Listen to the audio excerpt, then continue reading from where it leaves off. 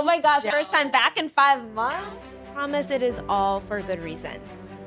I have been building my own business. I'm sure bringing this to life was not an easy feat. It was not an easy feat, and the time crunch was real. How funding? How did it happen? What were the margin? Don't have any investors. I don't have any outside money. So it really was. As founders, and I know well, we very rarely balance. When we're in that mindset where we're in our flow state, creating something that does not exist, we're creating it from scratch. We are operating as an extension of the creator. You have to take advantage of that momentum. You understand what brands want, and then you are also a creator, and that vantage point is really rare. This is my camera here. Okay, great. Hey guys, welcome back to another episode of Your Hero's Journey, a podcast that focuses on the mental and the spiritual and, of course, strategic approaches of what it takes to become a successful entrepreneur. Now, I would, of course, be remiss if I do not address the elephant in the room. I have been away from the mic for about 4 to 5 months now, but I promise it is all for good reason. I have been building my own business. I thought of a business concept back in March, and it was on my heart to launch it at Cannes Lion. Now, if you're familiar with Cannes Lion, you know that it is the world's biggest marketing stage, and it happens in June, which means I literally had about 4 months to concept, build a brand, get some sponsors, get creators, and handle all of the production logistics. So needless to say, I have been focusing all of my energies between that and my 9 to 5, but we are back behind the mic today, and we're doing things a little bit differently. We have the lovely Letta J with us, who you guys may be familiar with because she was on a previous podcast where she talked about building and raising her $7 million funds. But today she is back with us, and she is going to be asking me some questions all about the brand that I have built, the business that I have built, which is named Casa de Selah. Now, if you guys follow me on Instagram, or you follow me on TikTok, you are very familiar with this concept already. But for those who may not be familiar, it is a luxury creator villa that shows up in cultural moments such as Cannes Lion, and up next will be Super Bowl. So with all of that said, let's get into it. I'm like, where do we even start? I don't even know how to not foster the conversation. So I'm going to do my best to just take the back seat. No, and I think it's good, one, because you're just existing in your element, which is also where Casa de Selah came from. Yes. And so let's talk about that. Amen. Where did you, because one of the hardest things is creating a name, because you got to embody this. It comes from an authentic place. Tell us about the journey of how you decided that was the name of the company, the brand. Absolutely. And the name was so intentional. So Selah is a word that actually exists very frequently in the Book of Psalms. And after every passage where basically they drop a gem or they drop some wisdom, there is the word Selah after that. And it is intended to be a pause or a reflection. It is a pause to really just digest everything that you have read and what you have taken in. And with this house showing up in these major cultural moments where creators have to be on and they have to be networking, they have to do content creation, you need that time away to pause, to reflect, in order to ensure that your cup is continuously full and you have that reprieve for yourself so that you can be on for the next day and truly show up as your true self. And then also, with all of these major cultural moments, which they're great opportunities for these creators, you need that moment to just reflect and process and analyze what just happened, right? Whether you did some networking or whether you spoke on a panel, these are all very, very big moments that I think we deserve a space to have that ability to pause, reflect, and fill your cup up again. As a preacher's kid, I especially love the Selah, so that resonates on a deeper level. And as a creator, so you essentially built a reprieve. Yes. Which is awesome. Now, I'm going to turn it back to you because as founders, and I know well, we very rarely balance our you taking your own Selah, what does that look like as you're building this? It's got to be cumbersome. Walk us through the mental framework of how tedious it was. How did you give yourself breaks? Like, how did you incorporate the Selah in your own journey? Because I'm sure bringing this to life was not an easy feat. It was not an easy feat. And the time crunch was real. So transparently, the Selah for me happened after Cannes. Okay. After it was over. And one thing that I realized, you know, because I think with us being in an environment and like the narrative is all about work-life balance, it's all about mental health, and that truly is so important. What I think is also a reality that especially founders should ground themselves in is that when you get that insight, when you get that burst of energy where the ideas are just flowing through you and you want to stay up until 2 a.m., until 4 a.m. to make it happen, you have to take advantage of those energy bursts. I truly believe that that is a gift from God. Like that is God working through you, because I truly believe we are an extension of the Creator. And so when we're in that mindset where we're in our flow state, creating something that does not exist, we're creating it from scratch. We are operating as an extension of the Creator, and therefore you feel like that difference where you're like, oh, I have this idea and I have this idea, and you don't want to stop. You have to take advantage of that momentum and pour into it and stay up till 4 a.m. I was staying up till 4 a.m. so many times in the process of this, and it was well, yes, of course, the deadlines, but also I had the energy where it just felt like I have to get all of this out now. You know, like when it just bubbles up inside of you and you're like, I have all these ideas, like you're just like ready to go.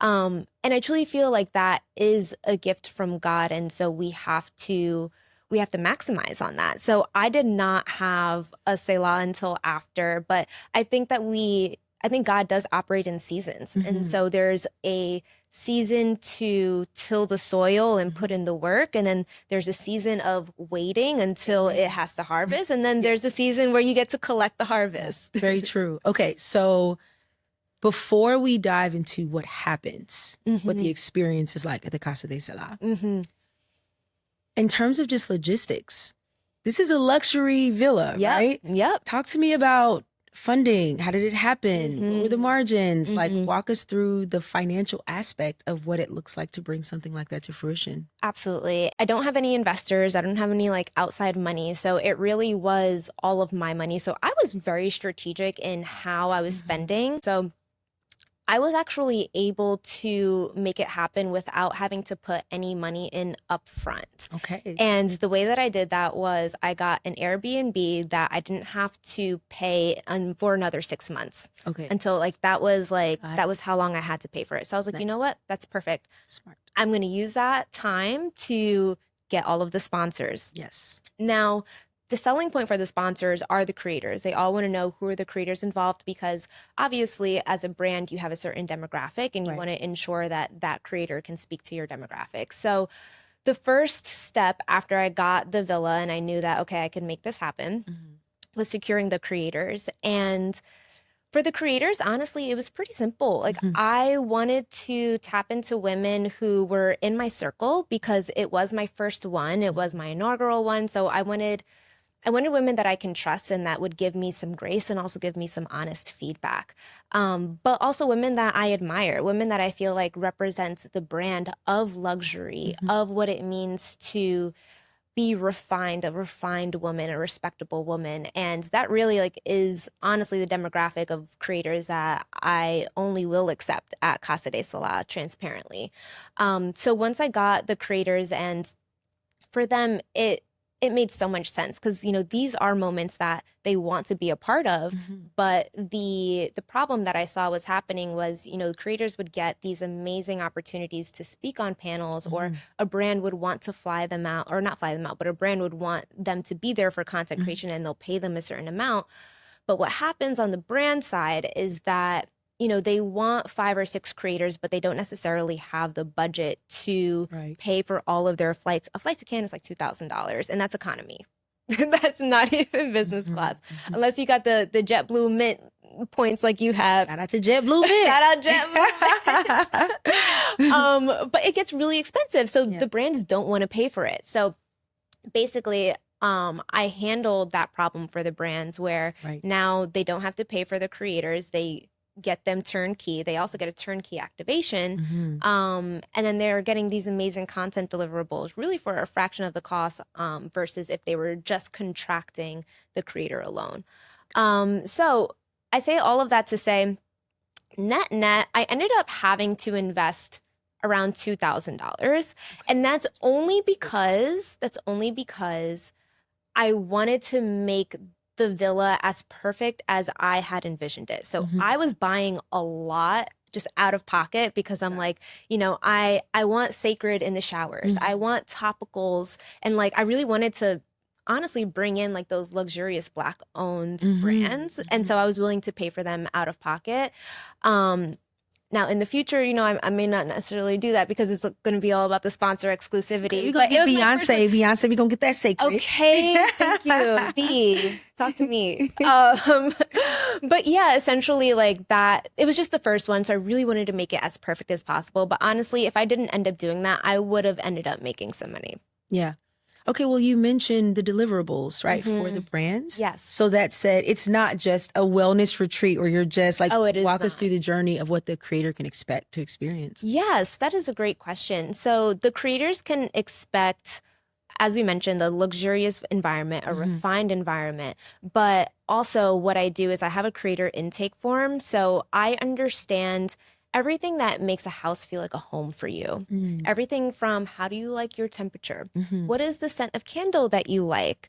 You get a handwritten note. You get your favorite snacks stocked. Like I know what your custom cocktail is so that, you know, you have the cocktail of choice. Like also what you like to drink in the morning. Is it matcha? Is it an oat milk latte? Because I truly feel like that is the best testament of how you're going to start your day is like, do you have your drink of choice? So you get a house that feels like a home, a luxurious environment that feels like a home where you can truly fill up your cup. But yes, it is not complimentary and you're basically paying in content. Don't ever do that for a brand though.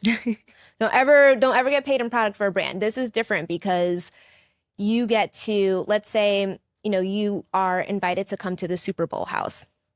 Now you're able to pitch yourself for a brand saying, hey, I'm going to be at Super Bowl. Do you have any opportunities for me? So it is very different in that way. However, yes, you will have a certain amount of content deliverables, not for all of the brands, because brands have certain sponsor packages that they can buy into. So some of them don't even include content deliverables. Some of them are just for placements in the house.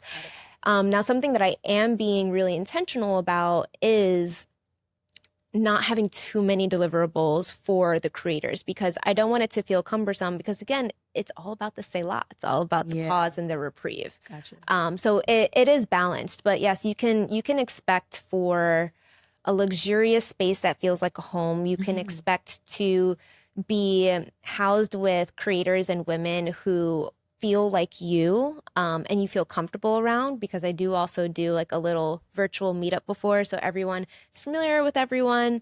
We all understand how we operate.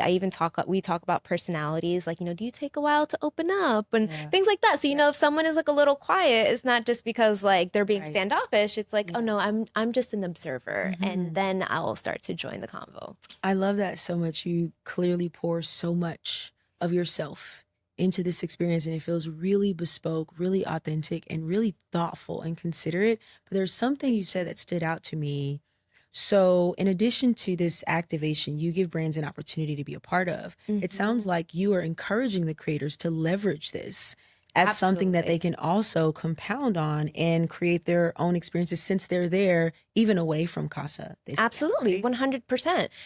It is intended to be a support system for what you're already doing. Got it. And I saw it happen in real time because when I was building it, I have a friend who she's our talent lead for my advertising company in my 9-to-5. And, you know, she was just helping me like bounce ideas off like around each other. And there was a point where I had a creator slot open and I was looking for that next creator. So she was helping me and she sent me a list that like an influencer agency sent her. And she was like, oh, like, look at all of the people that are going to be at Cannes. Yeah. And one of my creators that were in my house was in that list. And the positioning was, hey, these creators are going to be at Cannes Lion. Do you have any opportunities for them? And so it really is a buying point for the brands, because now they know that they don't have to have an additional budget line item where they have to pay for your flight and pay for your accommodations, because that's the most expensive part for them, especially if they're doing it for numerous creators. Right. Okay. I love that. It sounds like, honestly, one of the more coveted experiences, especially for luxurious sort of tentpole experiences you want to be in. 100%. How many creators are we going to be expecting for future events? And then what's the intake process? Okay, I love these questions. So I went back and forth on this, like, because obviously in every business you have to think about scale. And, in my previous conversations, like on this podcast with entrepreneurs, I think the hardest thing about scaling is losing the essence or that intimacy. And obviously Casa is built around intimacy and feeling comfortable, because you want it to feel like a home. So in the future, it will always be maxed at 5 creators per house. Okay. If anything, I'll get an additional house. I'll get multiple houses versus getting the grandest house that has 10 rooms. Yes. Because then it starts to just feel like a sorority house, and like people are running around and like you don't know what's going on. It's like, I have valuables here and this person is inviting this person over. Like it could just get really messy really quickly. So that's what I'm thinking about in terms of scale. And then in terms of the intake process, I'm still thinking through this, but I know that I don't want it to just be an open application, because I want to ensure there's some sort of filter where I can find the people who are truly intentional and who are showing up as refined women and belong to be in this experience. And there was, I saw this hotel. I'm probably going to take some inspiration from here. And if I copy it, I'm sorry. You're gonna put your touch on it. So exactly. Anyway. So there's a hotel, I forgot where it is, but it's a luxurious hotel. And the way that they accept guests is that you have to write a handwritten letter to the hotel. You have to write a handwritten letter. And I love that. I might take that in. And it's also selfishly, I just love to like open a letter, like read handwritten letters. But one, like it shows that you really want to be here because you took the time, you took the intention. And then if you are the type of person to take that step and go through that process, it also just shows who you are as a person, like going that extra mile, and just having that intention there. And with Casa being so rooted in intention, I think the application process has to include that in some way. So I'm still thinking through what that filter is, but I might take inspiration from that. Well, listen, I'm here for you to support, because we're going to leverage some AI engines and make that intake Please, girl, we have to talk. Okay, we're going to talk. I'm literally going to coexist right after this, because we need to talk about these AI workflows. Yes. I need it in my life. Well, listen, as a creator and an entrepreneur and a founder, I could not be more excited that this exists and that you birthed this into the world. It is, when I say so mindful, that's one of the most distinctive things that I think you can pour into any business. That empathy is kind of what distinguishes a lot of founders from people who are just either monetizing or capitalizing on an opportunity, 100%. right? And so I wish you enormous success. Can you just tell everyone what should they be expecting? Is there a newsletter? How should they stay in touch? They should follow you on your socials. Yes. Give us the roadmap. Thank you. Definitely follow at Casa de Selah. That is CasadeSelah. You can also follow my personal pages, but all the updates will be on our social media, on Instagram in particular. And our next activation will be Super Bowl. We already have our villa, and it is gorgeous. I'm so excited. I'm so excited. And it's really just a great time for female creators in general, sports, and everyone.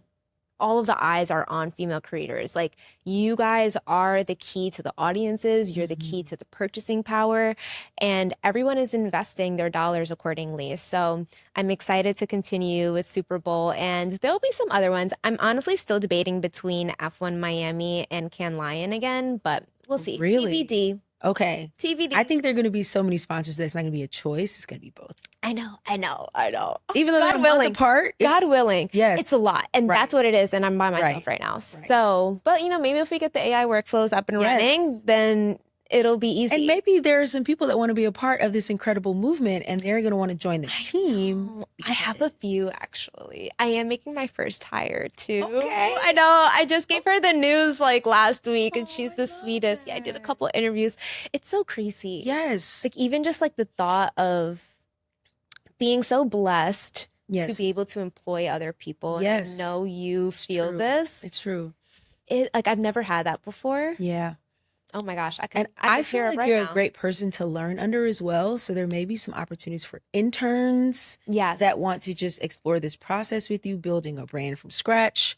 You have this extensive background in corporate as well. Like you're one of the corporate baddies who speaks the language, which by the way is a really unique value add, right? That you understand what brands want. And then you are also a creator. And that vantage point is really rare. And that is definitely worth. So if you were looking for an internship, voila. Holla at me. Holla at it. Thank you so much for having me. Thank you for It was an honor being on the other side of the mic, highlighting you because you so deserve it. You were the first person to come to mind. I don't know if you remember this in our first episode that we did together, but you were like, one day I'm going to interview you on the other side of this. And you prophesized that. Of course. Thank you. Thank you for always just pouring into me, stopping by Casa de Selah in Cannes. Of course. You know what? I was so excited and I later went to dinner with the lady with Amazon. Yes. And I have to follow up. She was so excited. But what she loved most was that I'm like, I don't gatekeep when part of the blessing that we have is to do exactly what you're doing. And I was so grateful that I got to introduce her to you and to show someone who's on the product side what it looks like to bring something to life in real life. What you did is not light, and it is to be greatly appreciated because you're not just facilitating an environment. Like you said, we're going to coexist. I built that place, right? A lot of people are saying a lot of words, but to actually actualize something and then to do it. I have chills because it's such a rare thing and it should be appreciated. I am congratulating you. Thank you so much. As a woman who builds worlds, I walked into the world you built. I saw that bag. I felt it. I touched it. And I was like, there was not one moment of integrity that was compromised in that experience. Thank you. Thank you so much. And did that, girl. For it to come from someone like you and to feel that means the world. So thank you. I'm excited. I wasn't even going to Super Bowl, but I need to go now and get him a Selah. Girl, just let me know where you want to go. We'll have a little spot for you. Thank you. Thank you. I'm excited. Thank you guys for listening. We are officially back, as I mentioned. So this is the first of many more episodes to come. Next up, we will have Kenji Summers on, who is the meditation master. He was taught by Kobe Bryant's mentor. So that is going to be a big one. Thank you guys for tuning in, and I can't wait to see you on the next one.